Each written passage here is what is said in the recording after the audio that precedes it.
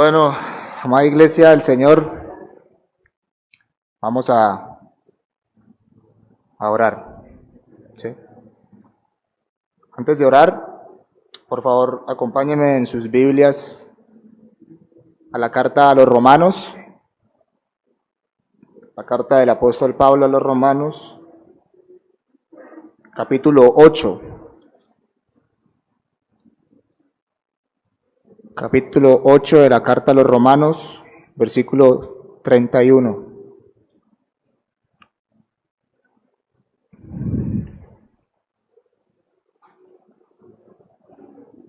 Dice, ¿qué pues diremos a esto?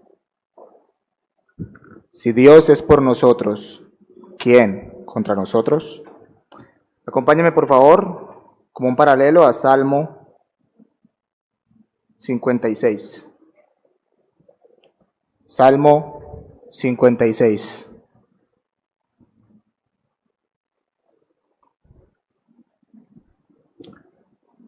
Así dice el Señor en el Salmo 56.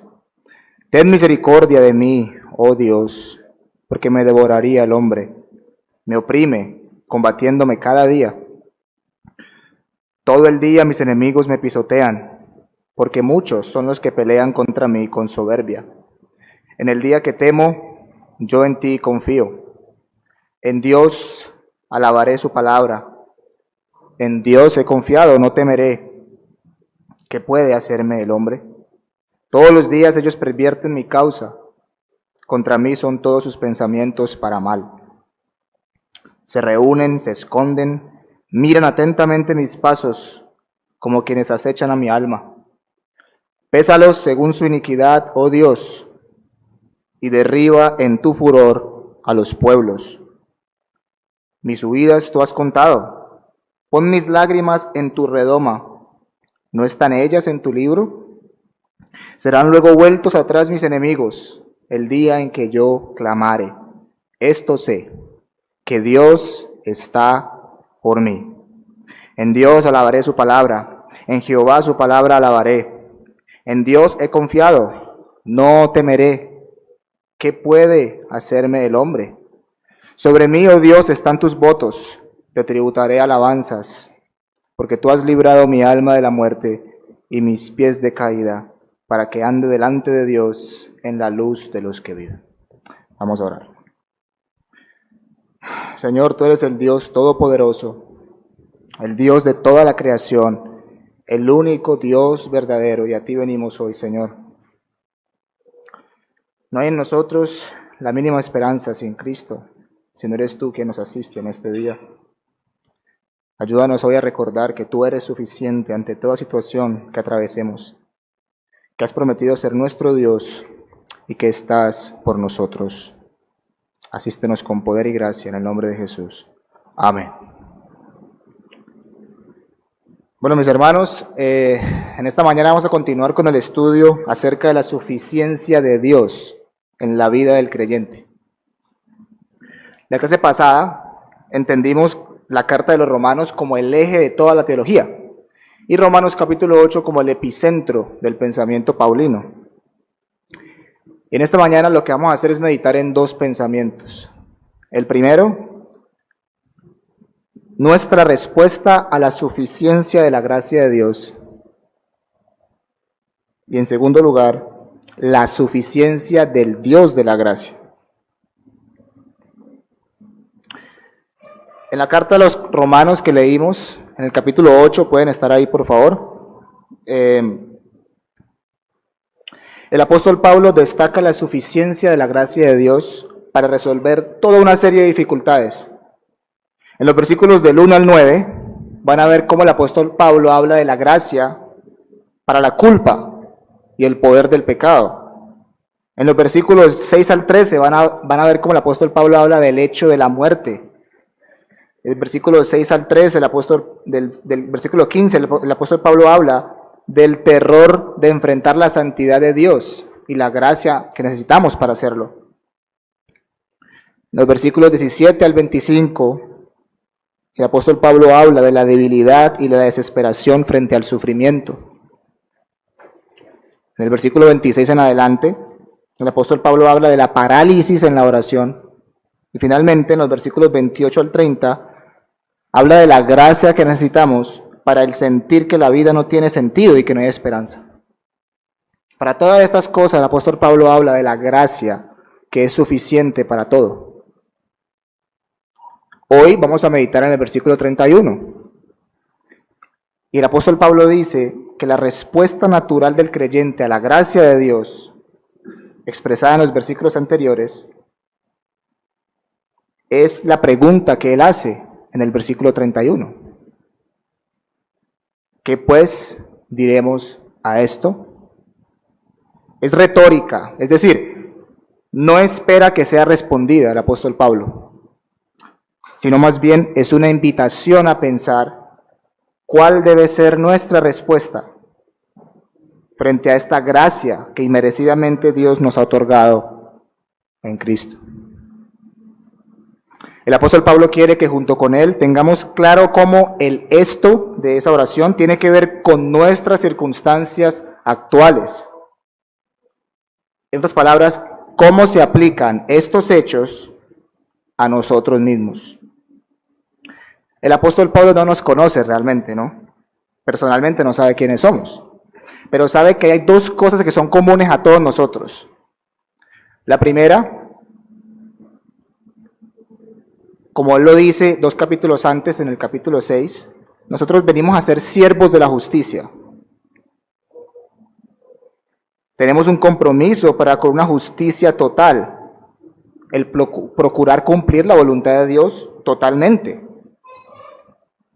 Y lo segundo es que todos estamos sometidos a presiones por todos lados. Todos somos expuestos a pérdidas materiales, a la hostilidad humana,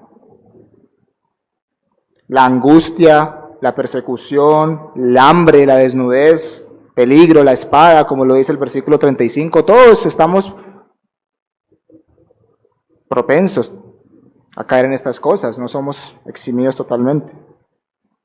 Y Packer lo dice de esta manera, voy a citarlo, dice: así ve Pablo a sus lectores, y en su espejo nos vemos nosotros también. He aquí el cristiano atormentado por el recuerdo de una caída moral, el cristiano cuya integridad ha hecho que perdiese un amigo o su trabajo, los padres cristianos cuyos hijos son motivo de desilusión, la mujer cristiana que atraviesa el cambio, el cristiano que se siente como un extraño en su casa o en su trabajo por causa de su fe, el cristiano apesadumbrado por la muerte de alguien que según su parecer debería haber seguido viviendo, o la vida prolongada de un pariente senil o de un hijo mongoloide que según él ya debería haber muerto, el cristiano que piensa que a Dios no le interesa lo que le pasa, porque de otro modo su vida no sería tan dura, y muchos otros. Cierro la cita. Entonces, ¿cuál es nuestra respuesta? Esta inagotable y suficiente fuente de gracia que nos es dada en el Evangelio para nunca separarnos del amor de Cristo, debería traer como respuesta quitar la vista de los problemas y mirar al Dios suficiente del Evangelio. Dicha respuesta consiste en 4 pensamientos que el apóstol Pablo desglosa del versículo 31 al 35, pero hoy vamos a meditar en el versículo 31, en la suficiencia del Dios de la gracia.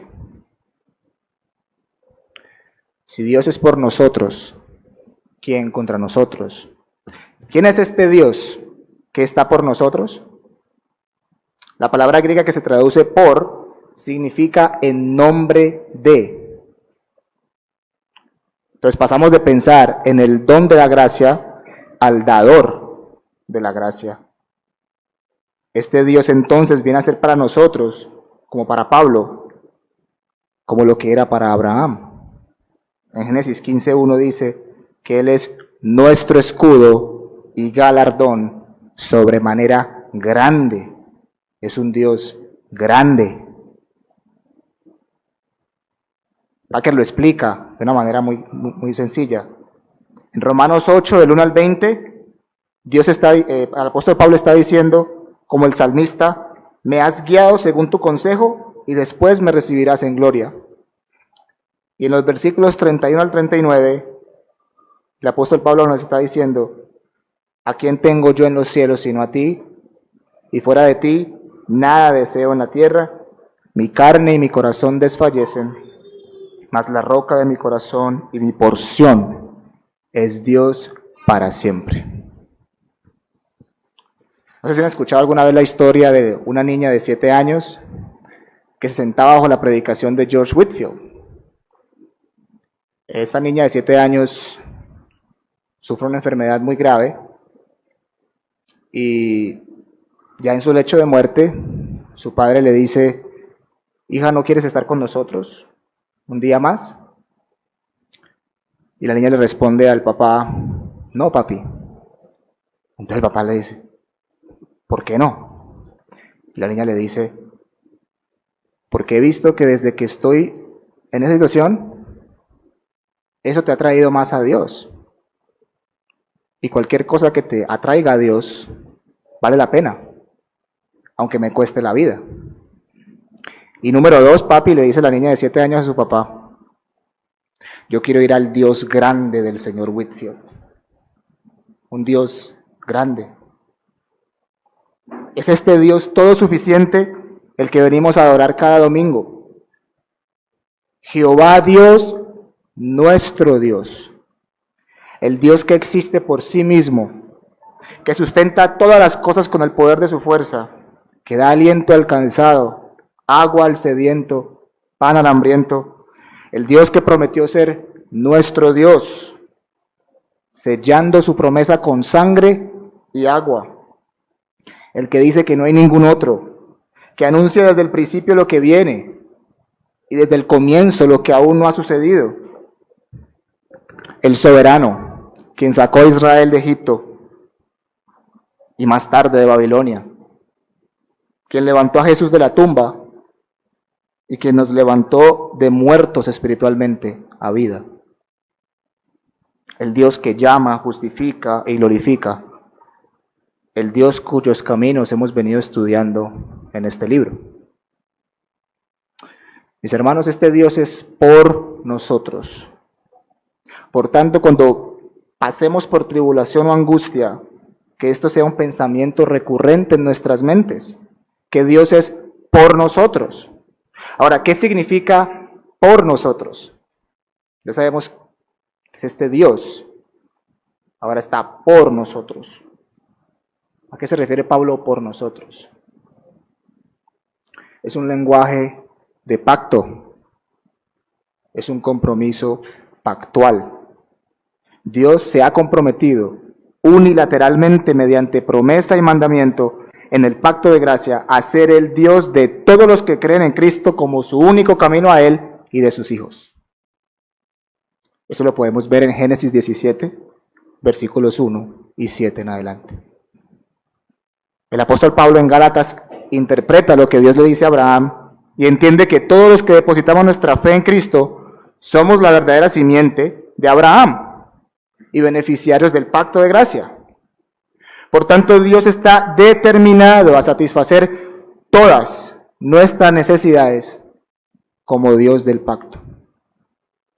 Al ser nuestro Dios, como lo expone Thomas Watson en el Decálogo al primer mandamiento, cuando Dios dice: yo soy Jehová tu Dios, que te saqué de la tierra de Egipto, de casa de servidumbre, ¿qué implica? Que Él es tu Dios y mi Dios, que es nuestro Padre y nuestro esposo. Primero, es un Padre que nos lleva de la mano, lleno de ternura por su Hijo. Es un Padre eterno en el cielo que nunca muere. Y segundo, es un marido para nosotros. Somos preciosos para Él, como la niña de sus ojos. Thomas Watson dice: si se hubiera llamado a sí mismo solamente Jehová, yo soy Jehová, podría habernos aterrorizado y hacernos huir de Él. Pero cuando dice tu Dios, nos atrae y nos seduce. Esto es un evangelio puro. Y esa palabra, tu Dios, es tan dulce, dice Thomas Watson, que nunca podremos extraer toda su miel. Entonces, lo que se está proclamando aquí en Romanos 8:31 es el hecho de que Dios se compromete a sostenernos y protegernos cuando hombres y cosas nos amenacen, a suplir nuestras necesidades mientras dure nuestro peregrinaje terrenal y a conducirnos finalmente hacia el pleno disfrute de sí mismo, sin importar qué obstáculos que al presente pareciera interponerse entre nosotros y ese destino al que vamos. Nuestra vida es frágil y presa de 1000 peligros todos los días. Y Calvino decía que aún en vida andamos como si llevásemos un cuchillo al cuello de continuo. No siempre, pero la mayoría de veces ocurre así. Sin embargo, es la fe en la providencia de Dios lo que nos libra de todo temor. Si ustedes quieren meditar en esto en la tarde, pueden leer el Salmo 91 con sus familias, pueden leer el Salmo 118 y también el Salmo 127. Pero veamos un ejemplo experiencial y real de lo que Pablo está hablando en el Salmo 56. En el Salmo 56,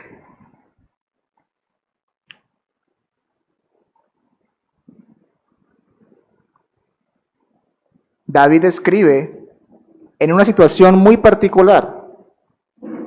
Dice en el Salmo 56, cuando los filisteos le prendieron en Gat. Ahora, si ustedes recuerdan, en 1 Samuel 21 y 22, David está huyendo de Saúl y llega a la ciudad de Nob, donde está el sacerdote Ahimelech. Y David le pide a Ahimelech que le dé comida, porque tiene hambre. Y el sacerdote le dice, no tenemos nada, solo tenemos los panes de la proposición. Y él los come. Había uno allí, un sirviente de Saúl, que lo ve, escucha, anuncia, notifica al rey Saúl. Saúl viene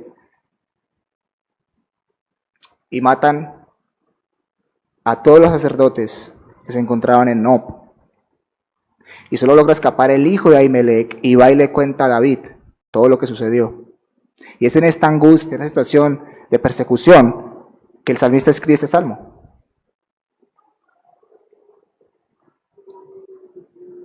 A pesar de la pesadumbre de saber que sus enemigos están todo el día pisoteándolo, como dice el salmo, el conocimiento de que Dios está de su lado pone una nota de triunfo en su oración. El salmista sabe que Dios es su pastor, quien sabe todos los momentos en los que ha huido, dando a entender que aún en momentos donde David pareciera solo o sentirse solo, Dios está con él. Por eso le pide a Dios, en el versículo 8, que ponga sus lágrimas en la redoma, es decir, en una botella, lo cual era usual en aquellos tiempos, poner el vino y aceite en una botella, una redoma, para conservarlo.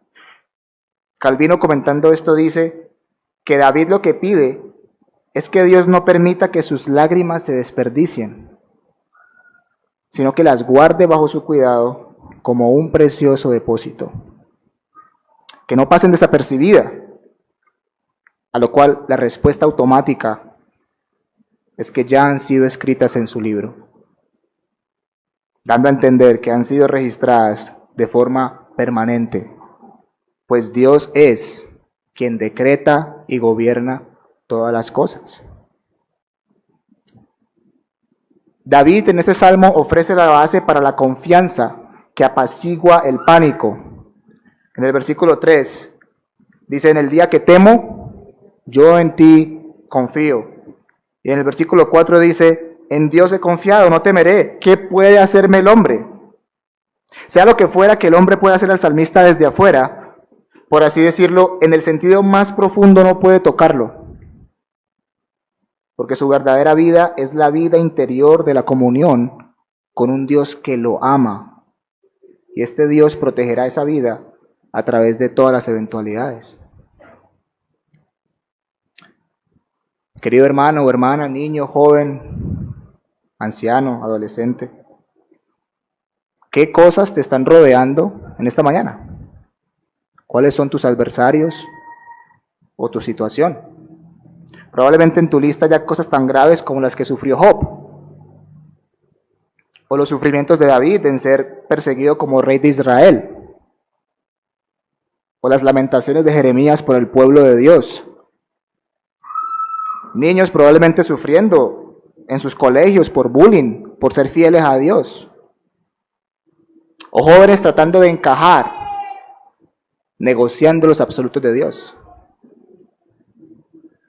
a causa de las presiones sociales. Tal vez tu matrimonio esté siendo atacado por Satanás. El mundo probablemente está tragando a tus hijos en sus perversidades, o tu vida no es como debería ser. En esta y otras situaciones, hoy podemos recordar que Dios está por nosotros. Por muchas cosas que parezcan ser obstáculo u oposición, nuestro Dios es suficiente y más grande que todas ellas.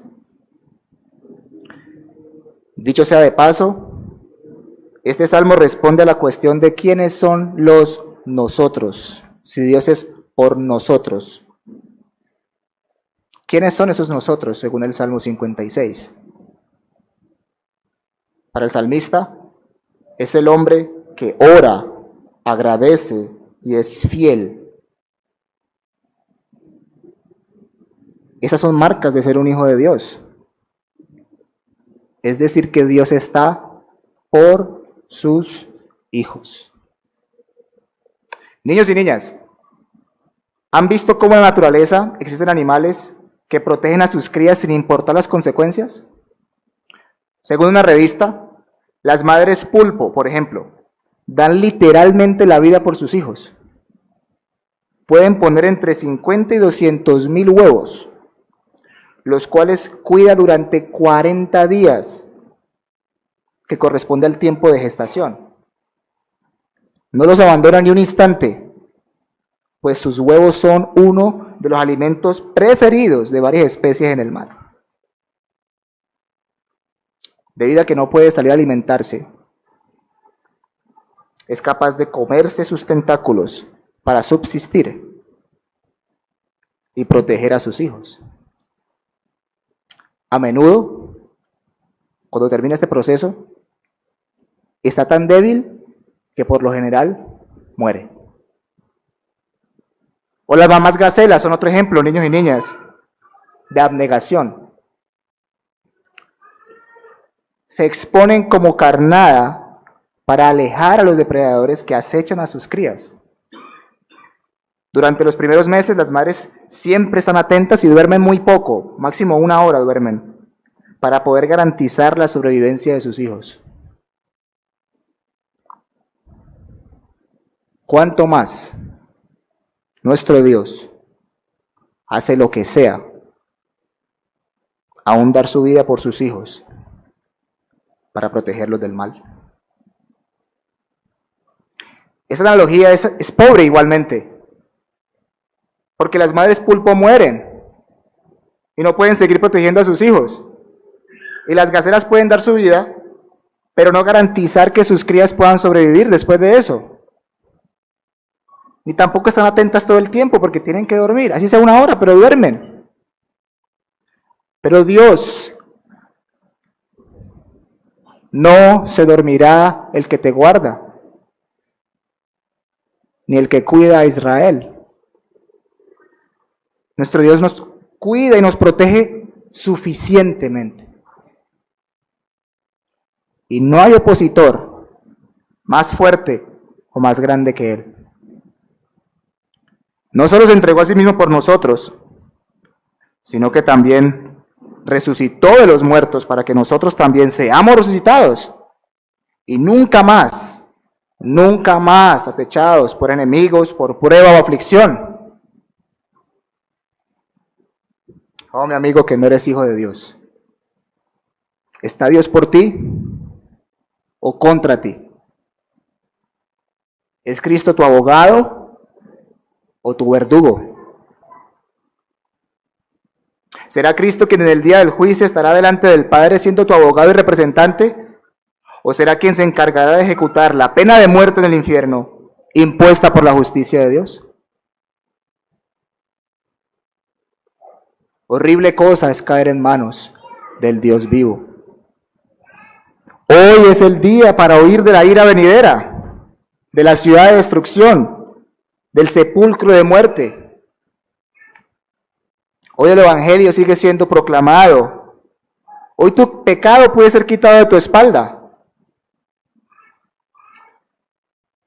¿Se acuerdan de Cristiano en el progreso del peregrino? Cuando él corre hasta una cuesta muy alta, donde al final arriba está la cruz y en la parte más baja está el sepulcro. Y cuando él llega al lugar de la cruz, su carga se suelta de sus hombros y cae al sepulcro. Y nunca se volvió a ver jamás. Y Cristiano, en la analogía de Bunyan, exclama y dice: bendito aquel que me ha dado descanso con sus penas y vida con su muerte.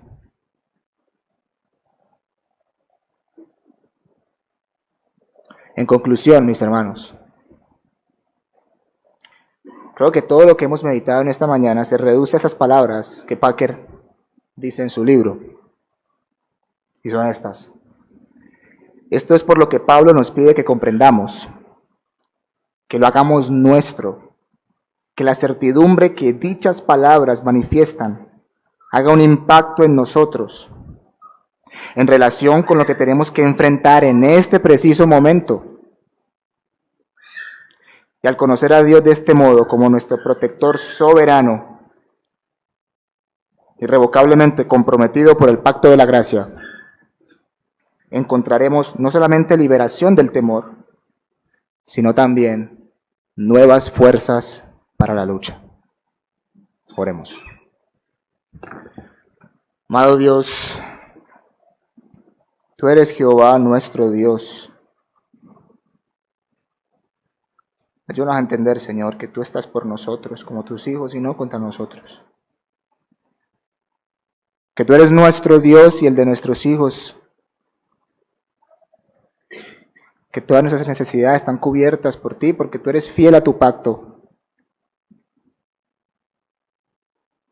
Señor, si no somos hijos tuyos, convéncenos en esta mañana de pecado, de justicia y de juicio.